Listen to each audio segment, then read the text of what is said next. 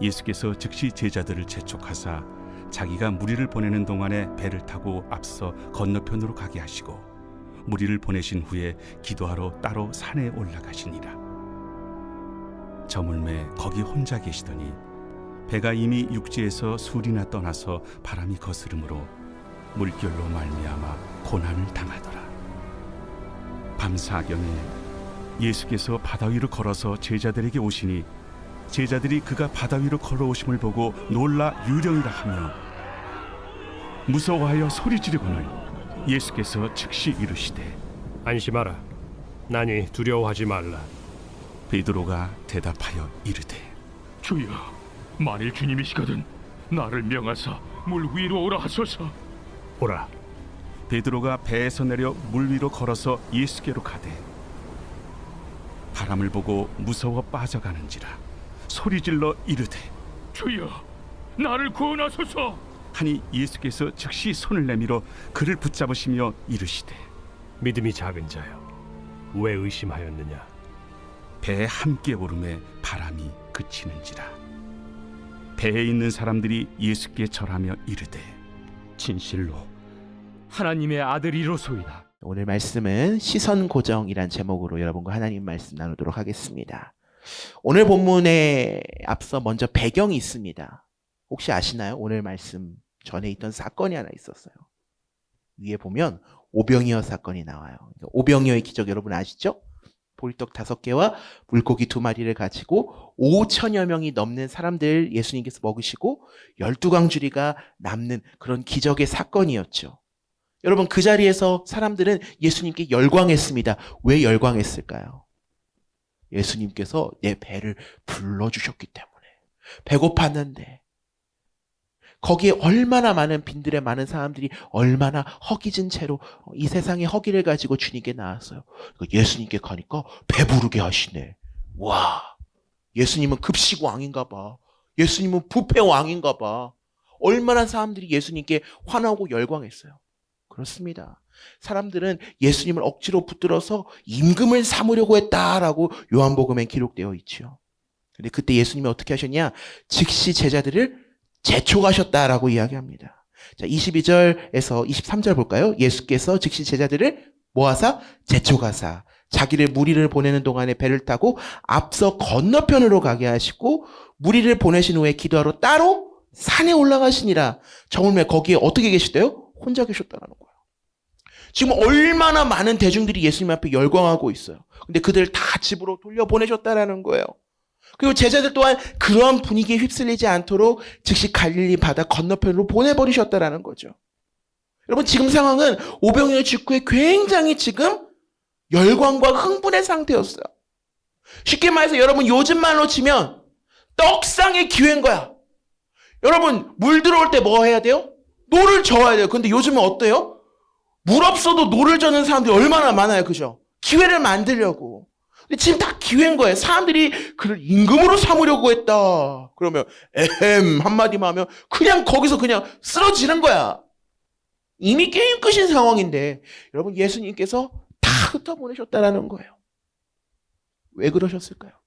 바로 그것을 예수님께서는 우려하시고 걱정하셨다라는 거죠. 이 흥분의 도가니에서 흥분의 상태에서 제자들을 떼어놓으시고 이제는 예수님이 진정한 믿음이란 무엇인가 훈련의 자리로 보내신다는 거예요. 여러분 우리의 믿음 역시 마찬가지입니다. 어떠한 체험이 있어서 우리의 믿음이 자라는 것이 아니에요. 여러분 정말 많은 체험을 체험하고도 정말 많은 기적을 체험하고도 사람 안 변하더라고요. 여러분 단발적인 어떤 열광의 그 흥분의 도가니 그런 집회 현장에서 여러분 그러면 다 변해서 거듭나야죠. 그죠?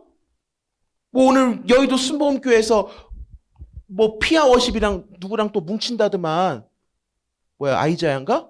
그런데 집회 한번 가보세요. 아주 그냥 구름대처럼 우리 청년들이 줄 서서 들어갑니다.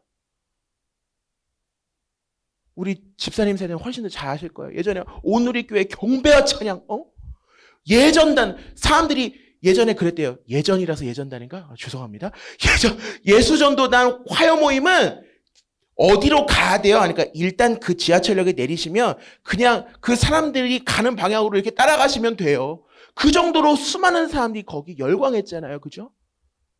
그렇게 해서 실제로 한국 교회가 어떤 양적인 어떤 성장도 이룩했습니다. 그죠? 수준이 많이 올라갔다고요.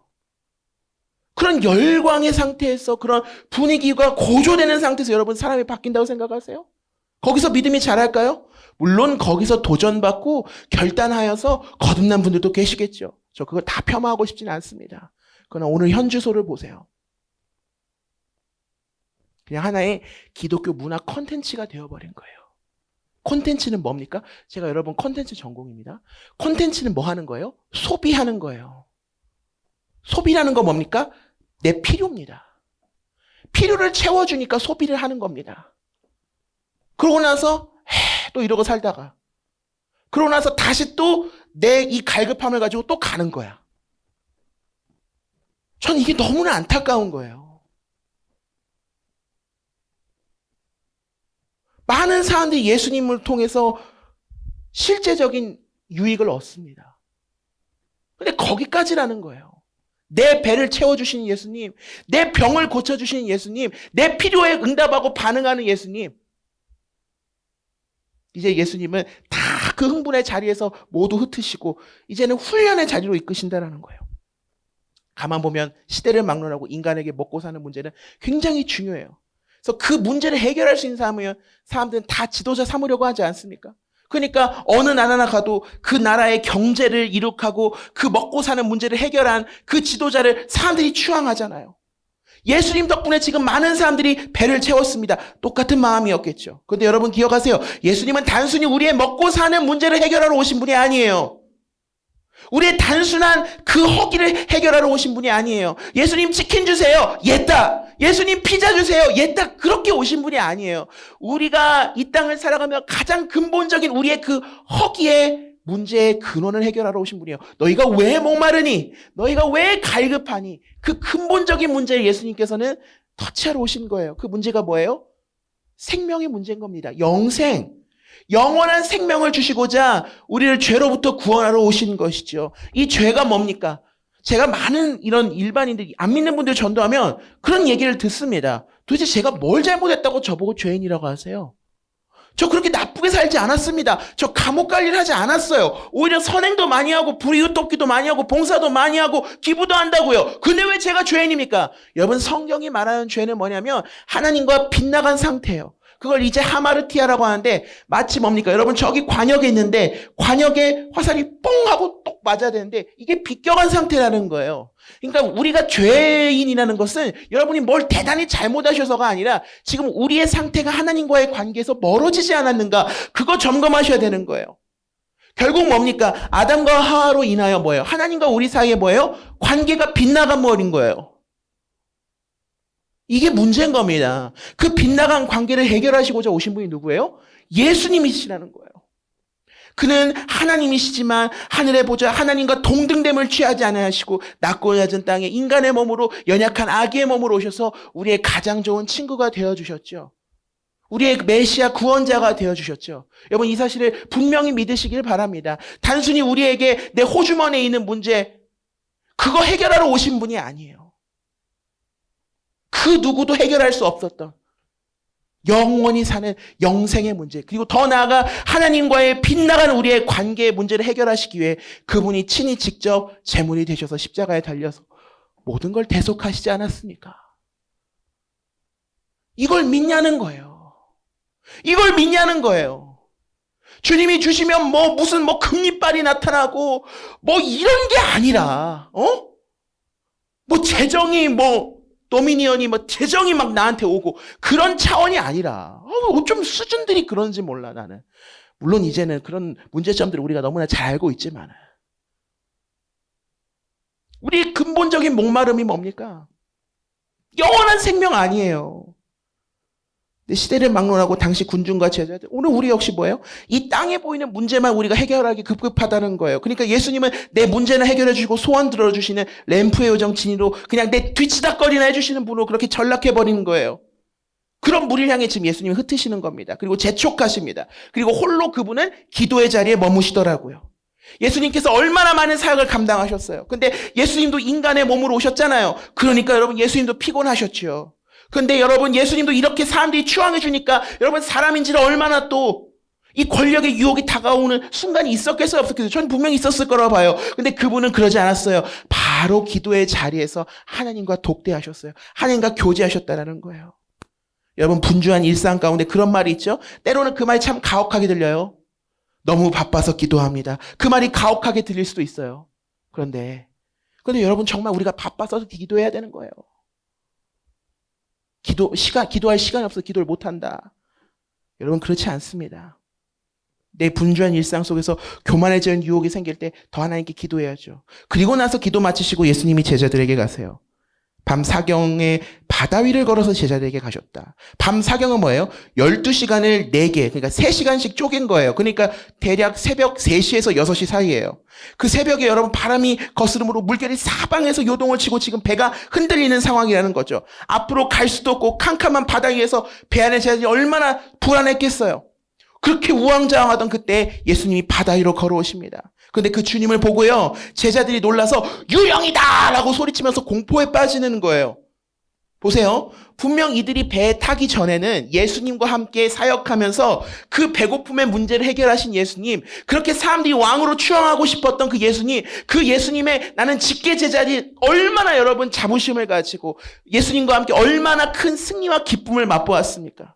근데 지금 몇 시간 지나지 않아서 바다 한복판에서 자신들의 한계를 마주하는 거예요. 여러분 이것이 우리가 마주한 인생의 한계인 겁니다. 우리의 여러분 철저한 연약함이 있다는 거죠. 그때 예수님이 이렇게 말씀하세요. 27절 예수께서 즉시 이르시되 안심하라 나니 뭐라고요? 두려워 말라. 예수님께서 왜 바다 위를 걸어가셨을까요? 그것은 당신이 누구신지를 이 제자들에게 분명히 말씀해주고 싶으셨던 거예요. 기적을 베푸시고 사람들에게 추앙받는 그런 예수님이 이전에 당신이 어떤 분이신지를 분명히 알고 따르게 하기 위함인 것이지요. 그래서 예수님께서 당장의 풍랑을 없애주실 수도 있지만, 그렇죠? 당장 풍랑을 없애주실 수도 있지만 지금 뭡니까? 풍랑 한가운데서 당신이 누구인지를 분명히 알려주시는 거예요. 안심하라! 나다 두려워하지 말아라. 오늘 이 음성을 듣는 우리 모두가 되었으면 좋겠어요. 그러니까 예수님은 당장 우리의 문제 따위나 해결해 주시는 분이 아니에요. 그건 종교죠. 요즘 얼마나 많은 무속 프로들이 많습니까? 아주 좀 심각하더라고요. 기독교인들도 왜 이렇게 점치러 가는지. 여러분 좀 자존심을 지키세요. 부끄럽지 않습니까? 그런 잡신들이 여러분 솔직히 말할게요. 진짜 신내림 받은 사람들은 여러분의 과거, 미래 뭐 맞출 수 있어요. 근데 여러분 그들이 여러분의 인생을 책임져 줍니까? 그렇지 않아요. 왜 그런 오만 잡신한테 가가지고 머리를 조아립니까? 그죠? 홍대 앞에, 건대 앞에 뭐 타로카드 그런 것도 좀 재미삼아 봤어요. 제발 그런 소리 좀 하지 마세요. 자기 팔자도 못 고치는 사람들 앞에 가가지고 내 인생을 물어보고 그럽니까? 여러분의 삶을 바꾸시려면 뭐예요? 여러분의 삶의 주인을 분명히 아셔야 된다는 거예요. 여러분의 삶의 참 주인이 누굽니까? 주님! 주여! 외치는데 정말 여러분 삶의 주인이 누구냐고요? 그런데 그 주님한테 물어봐야지, 여쭤봐야지. 왜 오만 잡신한테 그 카드 이게 던져가면서 제발 그런 거 잡신 그런 거 좀 하지 마세요. 하나님의 자녀답게 좀 명예와 품격을 지켜가세요.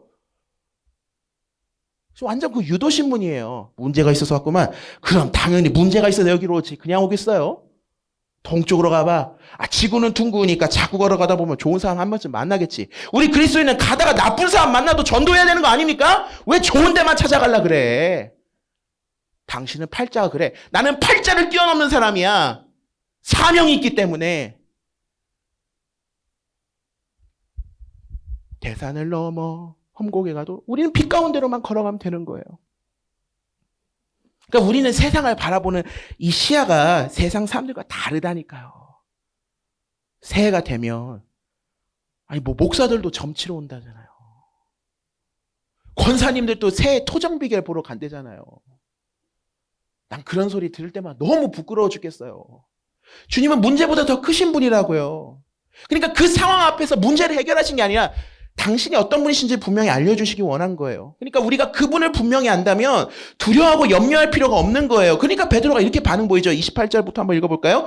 베드로가 대답하여 이르되 주여 만일 주님이시거든 이것 봐 만일이래 나를 명하사 물 위로 오라 하소서 하니 오라 하시니 베드로가 배에서 내려 물 위로 걸어서 예수께로 가되 바람을 보고 무서워 빠져 가는지라 소리질러 이르되 주여 나를 구원하소서 하니 예수께서 즉시 손을 내밀어 그를 붙잡으시며 이르시되 믿음이 작은 자여 왜 의심하셨 의심하였느냐 하시고. 역시 베드로는 그래도 행동파 제자다워요. 믿음으로 첫 발을 내딛습니다. 물 위로 걸어갔어요. 참 잘했어요. 박수 쳐주고 싶어요. 그런데 여러분 어떻습니까? 바람을 보는 순간 무서워 빠진다라는 거예요. 보세요. 분명히 주님의 음성을 듣고 그분만 보고 따라갈 때는 어떤 상황에서도 여건이 어려워도 우리가 꿋꿋이 나아갈 수 있는 거예요. 근데 주변의 환경을 보는 겁니다. 바람을, 풍랑을 보는 순간 뭐예요? 그 현실로 시선이 딱 전환되는 순간 두려움과 염려에 빠져버리고 말았다라는 거예요. 여전히 상황은 같아요. 여전히 풍랑 가운데 주님을 바라봤을 때는 믿음으로 한 걸음을 내딛었어요. 근데 갑자기 주변에 또 환경을 보니까 그 순간 물에 빠져버리는 거예요. 그때 베드로가 이렇게 외칩니다. 주여 나를 구원하소서. 여러분 우린 베드로를 통해서 배워야 합니다. 여러분 위기 상황 때 무엇을 외쳐야 합니까? 엄마야 뭐 좋죠. 근데 우리는 주님 나를 구해주세요. 나를 구원하소서. 여러분 이게 부끄러운 게 아니에요. 이게 우리가 사는 것이죠. 진짜 위기는요. 이 위기 가운데 주님을 찾지 않는 게 더 위기예요. 주님께 나오는 게 부끄러운 거 절대 아닙니다. 오히려 그때 주님을 찾지 않는 게 더 위기라는 거예요.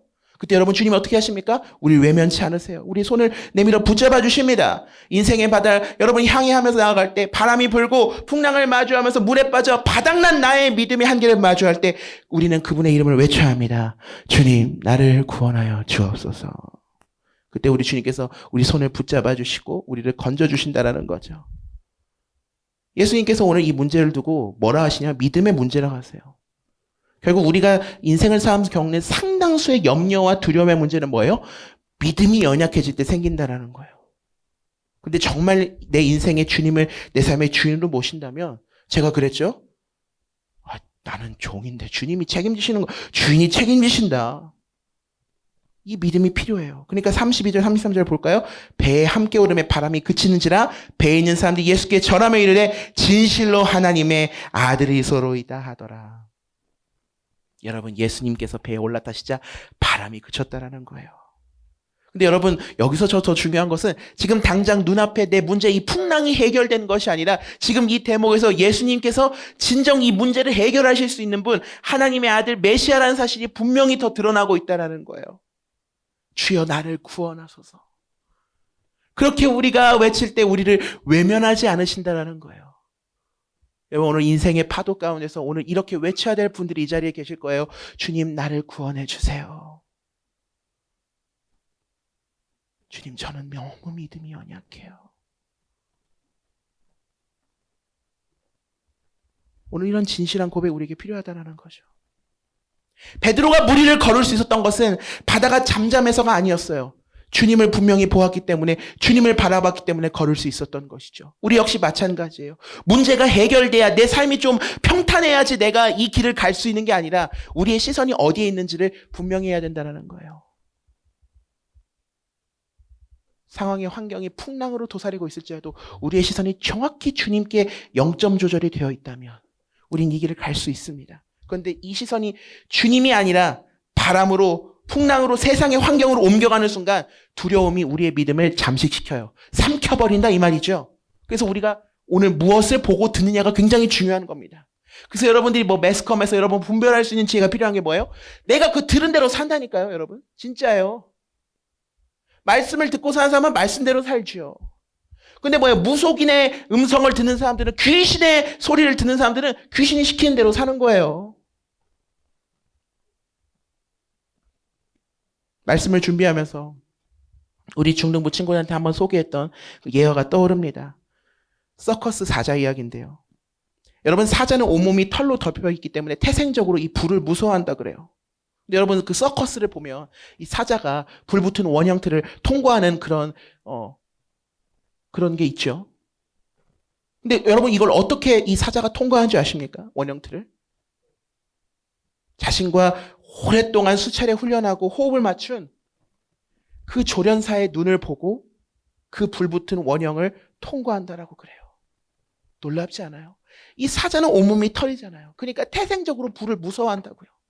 이때 목숨 거는 거예요. 그런데 저 너머에 나와 그동안 계속 호흡을 맞췄고 나를 길러주었던 그 조련사의 눈빛을 보고 그 사자가 그 불 안으로 뛰어든다라는 겁니다. 여러분, 하물며 이 사자도 조련사를 믿고 그 조련사의 눈을 바라보면서 시선을 고정한 채 어찌 보면 이 죽을 수 있는 나의 공포의 대상 아닙니까? 그 불붙은 그 틀을 뛰어넘는데 여러분, 오늘 우리의 믿음이 이 사자만도 못하지 않습니까? 그 사자가 그 두려움 가운데서도 나와 늘 호흡을 맞추고 나를 길러주었던 그 조련사의 눈을 마주치는 거예요. 그리고 딱 사인이 떨어지면 뛰어 들어가는 겁니다. 오늘 우리의 믿음, 현주소는 어떻습니까? 무엇을 보고 무엇을 듣고 계십니까? 여러분, 인생의 새해와 새학기에 당연히 우리의 인생의 바다에도 풍랑이 불 수 있습니다. 바람 불죠. 성적의 파도, 관계의 파도, 진로와 정체성의 여러 풍랑이 불 수 있어요. 그런데 우리 주님께서 그 풍랑 한가운데서 이렇게 말씀하세요. 안심하라. 내니 두려워하지 말아라. 그러므로 우리가 해야 될 일은 뭐예요? 믿음의 주요 온전케 하시는 예수님께 시선을 고정하는 거예요. 예수를 바라보는 예수 바보가 되시기를 바랍니다. 예수님을 바로 보고 예수님만 따르는 예수 바보로 살아가야 된다는 거예요. 사람들은 야, 너 믿음이 너 밥 먹여주냐? 밥 먹여줍니다. 여러분, 우리가 그렇게 우리 하나님 자녀다운 좀 정체성과 명예를 좀 지켜가세요. 제가 아마 둘째 날에 그런 얘기를 했을 거예요. 왜 세상 사람들이 우리 무시하는 줄 아세요? 제가 이건 실제로 들은 얘기예요. 제가 기독교인이라는 사람들 술 마시라고 했을 때 다들 마셔요. 그렇게 얘기를 하더라고요. 저는 안 마실 줄 알았거든요. 거절할 줄 알았거든요. 이게 안 믿는 사람이 한 거예요. 근데 결국 권하면 다들 마시더라고요. 그러더라고요. 와, 저 너무 자존심이 상했어요. 어떤 분은 그래요. 더 잘 마셔요. 막 그래요. 너 너무 수치스러웠어요. 여러분, 세상 사람들은 여러분이 구별되길 원해요. 진짜예요. 처음엔 에이 이러다가도 여러분이 좀 여러분 교회 다웠으면 좋겠다는 생각 세상 사람들 한다니까요. 여러분 달라. 야, 너는 그러면 안 되지. 그런 얘기 안 들어보셨어요? 야, 아무리 우리가 이렇게 우리는 타락해도 교회 다니는 너네는 그러면 안 되잖아. 그게 뭔 줄 아세요? 사실 그들 안에도 야, 너희들은 그러면 안 된다. 그게 있는 거예요. 너희들은 뭔가 달라야 돼. 그게 세상 사람들 마음에도 있는 거예요. 그런데 우리가 더 한다고. 뭘 보고 계시고 무엇을 듣고 있습니까? 이거 굉장히 중요한 겁니다. 오늘 이 부족한 종의 입술을 통해서 하는 말씀이 누군가한테는 불편하게 들릴 수도 있고, 참 저 어린 녀석이 참 못하는 말이 없네. 속으로 참 못 듣겠다. 그렇게 생각하시는 우리 어르신들도 계실 거예요. 용서하고 들으세요. 저는 그냥 매일매일 매주 유언이라 생각하다가 주님 부르시면 그냥 깔끔하게 갈 겁니다.